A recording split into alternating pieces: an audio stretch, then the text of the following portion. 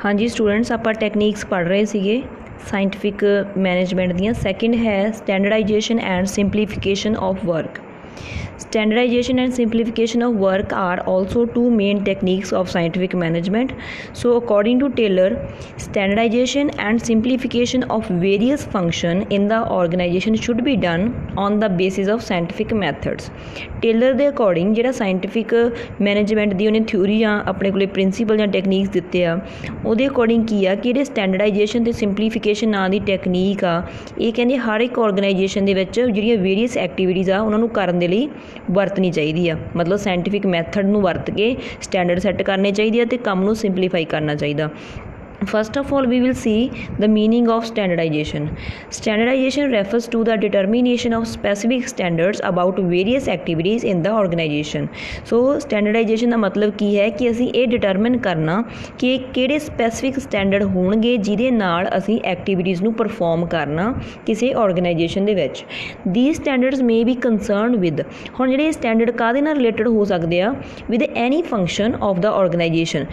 ਮਤਲਬ ਸੰਸਥਾ ਦੇ ਵਿੱਚ ਹੋਣ ਵਾਲੇ ਕਿਸੇ ਵੀ ਕੰਮ ਨਾਲ ਜੁੜੇ ਹੋਏ ਇਹ ਸਟੈਂਡਰਡ ਹੋ ਸਕਦੇ ਆ। ਸੱਚ as use of raw material, ਕਿਸ ਟਾਈਪ ਦਾ ਰॉ ਮਟੀਰੀਅਲ ਯੂਜ਼ ਕਰਨਾ ਹੈ, ਟਾਈਮ ਮਤਲਬ ਕਿੰਨਾ ਟਾਈਮ ਲੱਗੂਗਾ ਉਹ ਪ੍ਰੋਡਕਟ ਨੂੰ ਬਣਾਉਣ ਦੇ ਲਈ, ਠੀਕ ਆ, quality of the products, use of machines, ਕਿਹੜੀਆਂ ਮਸ਼ੀਨਾਂ ਵਰਤਣੀਆਂ ਨੇ, technique of performing the function, ਉਹ ਫੰਕਸ਼ਨ ਨੂੰ ਕਰਨ ਦੇ ਲਈ ਕਿਹੜੀ ਟੈਕਨੀਕ ਵਰਤਣੀ ਆ, ਕਿਹੜਾ ਮੈਥਡ ਯੂਜ਼ ਕਰਨਾ, method of performing the function, working condition in the organisation or any other ਸੱਚ ਐਸਪੈਕਟ। ਮਤਲਬ ਕੁਛ ਸਾਰੀਆਂ ਚੀਜ਼ਾਂ ਇਹਨਾਂ ਰਿਲੇਟਡ ਜਿਹੜੀਆਂ ਹੋ ਸਕਦੀਆਂ ਹੋਰ ਵੀ, ਉਹ ਸਾਰੀਆਂ ਜਿਨ੍ਹਾਂ ਦੇ ਨਾਲ ਅਸੀਂ ਸਟੈਂਡਰਡ ਸੈੱਟ ਕਰ ਸਕਦੇ ਹਾਂ। ਮਤਲਬ ਇੱਕ ਸਪੈਸੀਫਿਕ ਚੀਜ਼ ਹੀ ਵਰਤੀ ਜਾਊਗੀ ਕਿਸੇ ਕੰਮ ਨੂੰ ਕਰਨ ਦੇ ਲਈ।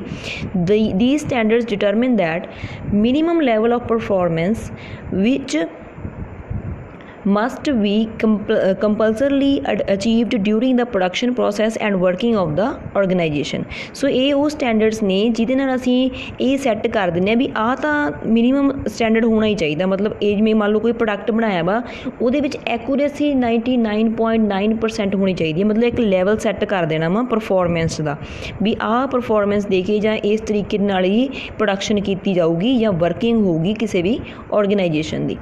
ਨੈਕਸਟ ਹੈ ਆਪਣੇ ਕੋਲ ਇਹਦੇ ਵਿੱਚ objectives of standardization। ਸਟੈਂਡਰਡਾਈਜੇਸ਼ਨ ਕੀਤੀ ਕਿਉਂ ਜਾਂਦੀ ਆ? ਟੂ ਡਿਟਰਮਿਨ ਆ ਸਪੈਸੀਫਿਕ ਨੇਚਰ, ਸਾਈਜ਼ ਔਰ feature of for any function ਔਰ ਪ੍ਰੋਡਕਟ। ਸਟੈਂਡਰਡ ਤਾਂ ਸੈੱਟ ਕੀਤੇ ਜਾਂਦੇ ਆ ਕਿਉਂ ਅਸੀਂ ਇੱਕ ਸਪੈਸੀਫਿਕ ਟਾਈਪ ਦਾ, ਜੇ ਸਪੈਸੀਫਿਕ ਟਾਈਪ ਦਾ ਜਾਂ ਸਾਈਜ਼ ਦਾ ਜਾਂ ਕਰੈਕਟਰਿਸਟਿਕਸ ਵਾਲਾ ਕੋਈ ਪ੍ਰੋਡਕਟ ਬਣਾਉਣਾ ਜਾਂ ਕੋਈ ਫੰਕਸ਼ਨ ਕਰਨਾ ਵਾ, ਉਹਨੂੰ ਕਰਨ ਦੇ ਲਈ ਜਾਂ ਉਹ ਪ੍ਰੋਡਕਟ ਨੂੰ ਬਣਾਉਣ ਦੇ ਲਈ ਇਹ ਸੈੱਟ ਕੀਤੇ ਜਾਂਦੇ ਆ ਸਟੈਂਡਰਡ। ਸੈਕਿੰਡ ਕੀ ਆ? To insure the exchange of inputs among different departments in the organisation.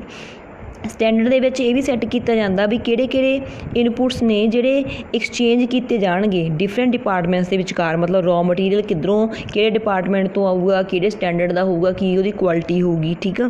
To determine the standards of quality and other features of the product.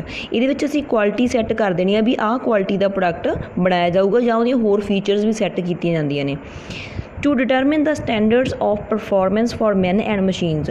ਇਨਸਾਨਾਂ ਲਈ ਵੀ ਅਤੇ ਮਸ਼ੀਨਾਂ ਲਈ ਵੀ ਸਟੈਂਡਰਡ ਸੈੱਟ ਕੀਤੇ ਹੁੰਦੇ ਆ। ਜਿਵੇਂ ਟਾਈਮ ਮੰਨ ਲਓ ਵੀ ਇੱਕ ਪਰਸਨ ਨੇ 1 ਘੰਟੇ 'ਚ ਇੰਨੇ ਪ੍ਰੋਡਕਟ ਬਣਾਉਣੇ ਆ ਤਾਂ ਉਹਦੇ ਲਈ ਇੱਕ ਸਟੈਂਡਰਡ ਸੈੱਟ ਕਰਤਾ। ਮਸ਼ੀਨ ਨੇ 1 ਮਿੰਟ ਦੇ ਵਿੱਚ ਇੰਨੀਆਂ ਚੀਜ਼ਾਂ ਪ੍ਰੋਡਿਊਸ ਕਰਨੀਆਂ ਨੇ ਤਾਂ ਉਹਦੇ ਲਈ ਵੀ ਇੱਕ ਸਟੈਂਡਰਡ ਸੈੱਟ ਹੋ ਜਾਂਦਾ, ਠੀਕ ਆ। ਨੈਕਸਟ ਹੈ ਆਪਣੇ ਕੋਲ ਸਿੰਪਲੀਫਿਕੇਸ਼ਨ।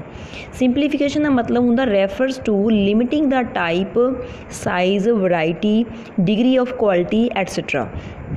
ਸਿੰਪਲੀਫਾਈ ਕਰਨ ਦਾ ਮਤਲਬ ਹੁੰਦਾ ਵੀ ਅਸੀਂ ਆਪਦੀ ਜਿਹੜੀ ਪ੍ਰੋਡਕਸ਼ਨ ਕਰ ਰਹੇ ਹਾਂ ਉਹਦੇ ਵਿੱਚ ਲਿਮਟਡ ਟਾਈਪ ਦੇ ਪ੍ਰੋਡਕਟ ਹੋਣੇ ਚਾਹੀਦੇ ਆ, ਉਹਨਾਂ ਦਾ ਸਾਈਜ਼ ਵੀ ਲਿਮਟਡ ਹੀ ਹੋਵੇ। ਮਤਲਬ ਜਿਵੇਂ ਸਪੋਜ਼ ਕਰ ਲਓ ਕੋਈ ਕੰਪਨੀ ਆ, ਜਿਵੇਂ ਆਈਫੋਨ ਐਪਲ ਕੰਪਨੀ ਬਣਾਉਂਦੀ ਹੈ ਜਿਵੇਂ, ਹੈ ਨਾ, ਤਾਂ ਉਹਦੇ ਵਿੱਚ ਉਹਨਾਂ ਨੇ ਇਹ ਨਹੀਂ ਹੈ ਵੀ ਬਹੁਤੀ ਵਰਾਇਟੀ ਦੇ ਪ੍ਰੋਡਕਟ ਆਉਂਦੇ ਆ, ਪ੍ਰੋਡਕਟ ਉਹਨਾਂ ਦੇ 2-3 ਹੀ ਹੁੰਦੇ ਆ, ਤਾਂ ਜਿਹੜੇ 2-3 ਪ੍ਰੋਡਕਟ ਆ ਉਹਨਾਂ ਨੂੰ ਆਪਾਂ ਸਿੰਪਲੀਫਿਕੇਸ਼ਨ ਕਹਿ ਸਕਦੇ ਹਾਂ। ਸਾਈਜ਼ ਦਾ ਵੀ ਥੋੜ੍ਹਾ ਹੀ ਫਰਕ ਹੁੰਦਾ, ਇਹ ਨਹੀਂ ਹੈ ਵੀ ਬਹੁਤੀ ਜ਼ਿਆਦਾ ਸਾਈਜ਼ ਦੀ ਵਰਾਇਟੀ ਆ, ਬਹੁਤੀ ਜ਼ਿਆਦਾ ਪ੍ਰੋਡਕਟ ਦੀ ਵਰਾਇਟੀ ਆ, ਨਹੀਂ, ਠੀਕ ਆ। ਸੋ ਉਹਦੇ ਵਿੱਚ ਉਹਦੀ ਡਿਗਰੀ ਕੁਆਲਿਟੀ ਵੀ ਪ੍ਰੋਪਰ ਸੈੱਟ ਕਰਦੇ ਆ, ਉਸ ਤੋਂ ਲੋ ਕੁਆਲਿਟੀ ਦੀ ਉਹ ਚੀਜ਼ ਨਹੀਂ ਬਣਾਉਂਦੇ। ਸੋ ਇਹ ਸਾਰੀਆਂ ਚੀਜ਼ਾਂ ਸੈੱਟ ਕੀਤੀਆਂ ਜਾਂਦੀਆਂ ਸਿੰਪਲੀਫਿਕੇਸ਼ਨ ਦੇ ਵਿੱਚ।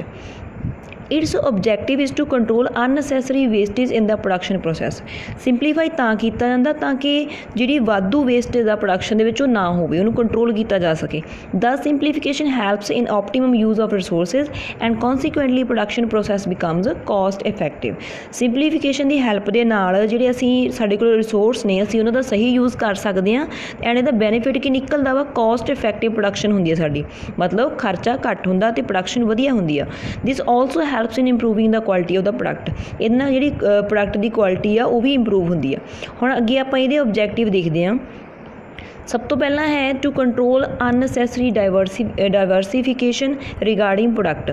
ਜਿਹੜੀ ਵਾਧੂ ਦੀ ਡਾਇਵਰਸੀਫਿਕੇਸ਼ਨ ਆ ਅਸੀਂ ਉਹਨੂੰ ਰੋਕ ਸਕਦੇ ਹਾਂ, ਕੰਟਰੋਲ ਕਰ ਸਕਦੇ ਹਾਂ। ਡਾਇਵਰਸੀਫਿਕੇਸ਼ਨ ਦਾ ਮਤਲਬ ਹੁੰਦਾ ਅਲੱਗ-ਅਲੱਗ ਵੈਰਾਈਟੀ ਹੈ ਜਿਹੜੀ, ਉਹਨੂੰ ਆਪਾਂ ਰੋਕ ਸਕਦੇ ਹਾਂ ਸਿੰਪਲੀਫਾਈ ਜਦੋਂ ਆਪਾਂ ਕੀਤਾ ਹੋਊਗਾ ਤਾਂ। To control wastage of resources and insure optimum use of resources. ਅਸੀਂ ਵੇਸਟੇਜ ਨੂੰ ਕੰਟਰੋਲ ਕਰ ਸਕਦੇ ਹਾਂ ਅਤੇ ਰਿਸੋਰਸਿਸ ਦਾ ਸਹੀ ਯੂਜ਼ ਕਰ ਸਕਦੇ ਹਾਂ।